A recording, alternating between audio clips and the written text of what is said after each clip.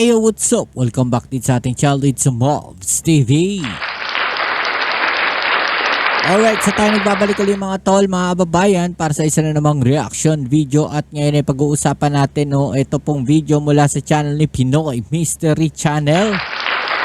Alright, so don't forget to subscribe po sa kanyang channel. Nandiyan sa ibaba ang link ng mismong channel niya. At sabi nga po niya dito mga tol, China, handa na raw sa World War III. Handang tumakbo. Ayan, mga... Alam niya. Bakit handang tumakbo? Alam niya talaga. Okay, so alamin natin itong video na to mga kababayan, mga tol. Pero syempre bago ang lahat, please don't forget to subscribe dito sa ating channel sa mga bago pa lang po. Maraming salamat sa inyong patuloy na suporta dito sa ating channel. At kung bago ka pa lang, yan, pakilike naman nating video. Sa mga nandiyan po palagi, shoutout sa inyo. Maraming salamat sa inyong suporta. At mga tol, nandiyan po sa ibaba yung link ng ating page. Pakisuportahan din naman po ang ating page mga tol. No? Alright, so wag na po natin itong patagalin. Umpisa na natin. Let's go. China, nagbabala na handa na sila sa anumang digmaan. Matapos patawa ng sangkatutak na taripa ang mga produktong made in China, umalma ang mga komunista. Nagbigay ito ng babala hindi lamang sa Estados Unidos, para din sa buong mundo. Ito mga tol, mga babayan, binanata na ng Amerika ang China sa pamamagitan po ng tariff war, trade war, mga ganyan, Marami sa Pilipinas ang nanghina ang tuhod dahil sa nakagigimbal na pahayag ng mga inchik. May mga nagsasabi na ang bansang may pinakamalaking hukbong sandatahang militar sa lupa at sa karagatan ay desperado at nag-aalboroto. Siguradong magugulat ka sa malalaman mo na ilang beses na palang pinaghanda ni Xi Jinping ang PLA sa bansa na magprepara para sa darating na World War III. Mayroong mga naniniwala at marami din namang naghihinala. Ang tanong, totoo ba?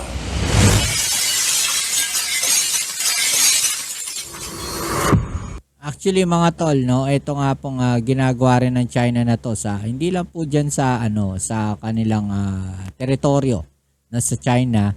Makikita natin na ilang taon na nga po sila naghahanda talaga. 'Di ba? Kasi hindi naman nila gagawin yung ganyang bagay na magpalakas ng kanilang hukbong sandatahan kung wala silang pinaghahandaan. 'Di ba? Obvious na obvious lalo na sa kanilang mga ginagawa ngayon kung ano yung plano nila at kung ano yung target nila. Okay, so most likely ang ginagawa nila is yung tahimik na warfare.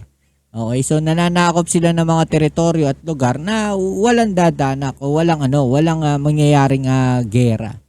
Pero hindi po pwedeng ganoon kasi kung mananakop sila ng teritoryo, mananakop sila ng lugar na walang mangyayaring ganoon, hindi uubra dahil syempre papalag yung mga bansa, 'di ba, na apektado, especially yung Taiwan. 'Di ba, yung ginagawa nila sa Taiwan, yung ginagawa nila dito sa EEZ ng Pilipinas. 'Di ba? So hindi naman po pwedeng basta ibigay na lang yan ng mga bansa, especially yung bansa, buong bansa, buong Taiwan, 'di ba? Ibibigay na lang sa kanila, susuko na lang sa kanila ng ganun-ganun na lang. O ano naman mukhang ihaharap ng presidente ng Taiwan, 'di ba?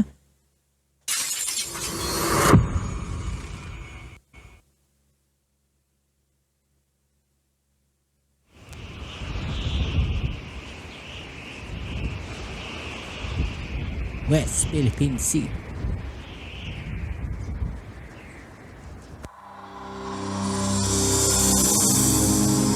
Nayanig ang mundo ng ilan sa Pilipinas sa matinding takot dahil sa pinahayag ng China kamakailan lang na handa na ito sa kahit anong giyera laban sa Amerika. Inulat sa YouTube channel ng Daily Record, uploaded ngayon lang ika-6 ng Marso 2025 na naglabas ang China ng nakagigimbal na babala hinggil sa ikatlong digmaang pandaigdig. Sinabi na ang banta ay matapos ang anunsyo na magpapataw si Trump ng karagdagang taripa o buwis sa mga produktong made in China. Alam nyo, ito maputol lang natin mga tol, ginagamit lang siguro nila yan bilang panakot din. Diba? So baka nga naman, no, na umatras yung Amerika sa kanilang desisyon, no, diyan sa pagpapataw ng taripa sa China, kung sakaling mananakot sila o tatakutin nila ng ganun. Kaso hindi naman basta natakot yung Amerika. 'Di ba? At hindi uubra yung ganun dahil lang sabi nga ng Amerika, handa naman kami, no? Kung sakaling itutuloy niyo 'yan at gagawin niyo yung ganyan, no, makikipaggera kayo sa Amerika. Kaya nga kami nagpapalakas ng puwersa namin. Yun naman ang sagot sa kanila ng Amerika. Diba? So makikita natin handang-handa o preparado pa rin talaga ang Amerika kung sakaling may gagawin itong China. Diba? Ang babala ng mga inchik ay kinatatakutan ng maraming Pilipino. Dahil nga naman ang mga komunista ang may pinakamalakas at pinakamatapang na mga sundalo sa buong mundo. Hindi umuurong sa kahit anong digmaan. Talaga ba? Totoo na hindi umurong ang China sa pandaigdigang digmaan dahil wala pa itong World War na sinalihan. Yun pala yun. Ilang beses na binagsakan ng mabigat na buwis ang mga produkto ng inchik dahil sa paglabag nito sa trade deal ng Amerika.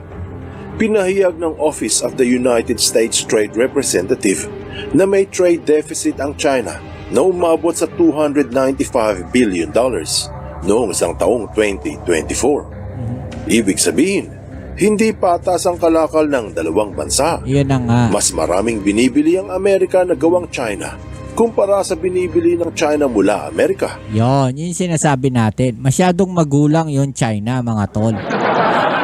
Dapat yung trade, tataas lang ng konti o bababa lang ng konti. Ganon, naglalaro, no? Pero ang nangyayari pala kasi, doon sa mga nakakuha natin mga impormasyon, mga tol, na mas marami nga talaga yung binibili ng China o yung binibili ng o pinapasok ng China sa Amerika kaysa yung binibili ng China sa Amerika, no? So, mas maraming ipinapasok na produkto ang China sa Amerika kaysa sa binibili nilang produkto sa Amerika papasok ng China.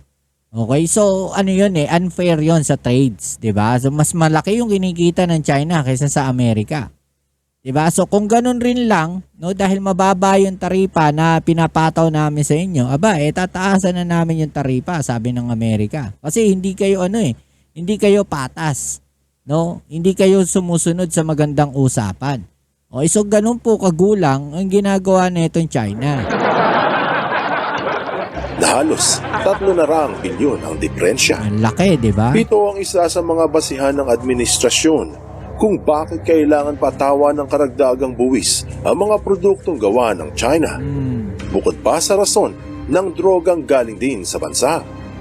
Dahil dito, mukhang napundi na ang mga komunista at nagsuot na ng pamboxing. Ang nakagigimbal na balita mula China ay kinibahala ng marami sa Pinas. Siguro may mga naihipa sa nerbiyos at baka yung iba ay binangungot sa hilakbot. Totoo naman na nakakatakot ang militar ng China. Kita sa mga social media kung gaano kikilabutan ng mga kalaban sa tingin pa lang sa mga sundalong inchik. May kakaiba itong galing sa labanan o hand-to-hand combat. Mala Delta Force at Special Forces ang inam nito sa guerrilla warfare. Kita din naman na may lakas na walang katulad ang mga kasundaluhan nito, na manghihina ka talaga kung sila ay makakaharap mo. Handang mamatay para sa kanilang bayan, hindi tumatakbo sa labanan. Patay kung patay, mata sa mata, ngipin sa ngipin, walang inuurungan. Marami sa Pilipinas ang naniniwala na ito na raw ang taon na sasakupin na tayo ng China. Kung ganon, bakit yung maliit na isla ng Taiwan na katabi lang nila ay hindi pa rin nila masakop? Yun nga. Sabi pa ng iba, dapat yumuko na lang ang mga Pinoy sa China dahil daw baka gawin tayong battleground ng mga inchik. Kung ganon, bakit hindi nila magawang isang battleground yung katapat nilang Japan? Hindi ba't 20 milyong inchik ang pinatay ng mga Hapon noong Sino-Japanese War? Ang sabi pa ng iba, mas maigi raw na mapasa ilalim tayo ng China dahil may kalayaan at katahimikan kung komunista ang ating pamahalaan. Yun na nga, yung mga pro-China yan. Kaya huwag kayong boboto ng mga pro-China.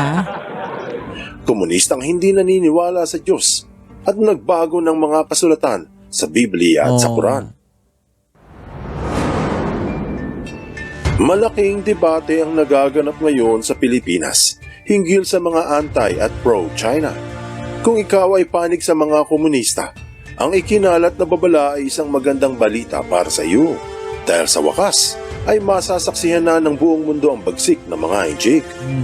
Pero kung ikaw ay anti-China at tutol sa pamahalaang komunista, iba din naman ang iyong pananaw.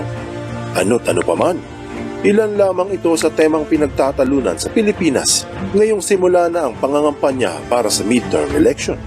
Ang babala ng China na handa na raw sila sa World War III laban sa Amerika ay masasabi ring isang pangangampanya. Pakitang lakas at tapang para sa kanilang mamamayan at para sa mga Pilipino. Pero ang hindi alam ng marami ay isa lamang itong reverse psychology. Tama.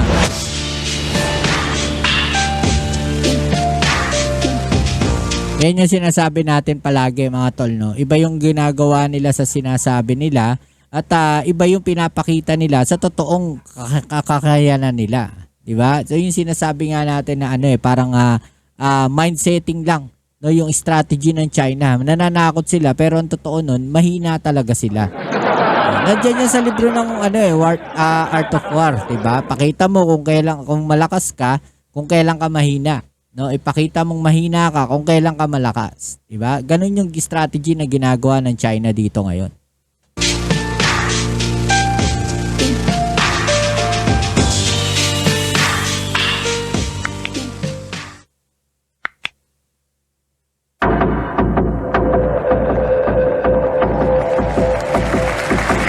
My proudest legacy will be that of a peacemaker and unifier. That's what I want to be, a peacemaker and a unifier.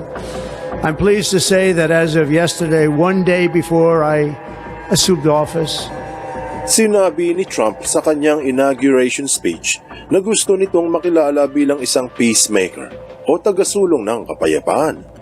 At sinabi niya bilang isang unifier o tagapag-isa ng mga bayang watak-watak. May mga nagsasabi na ito ang kanyang ginagawa sa Ukraine at sa Russia ngayon.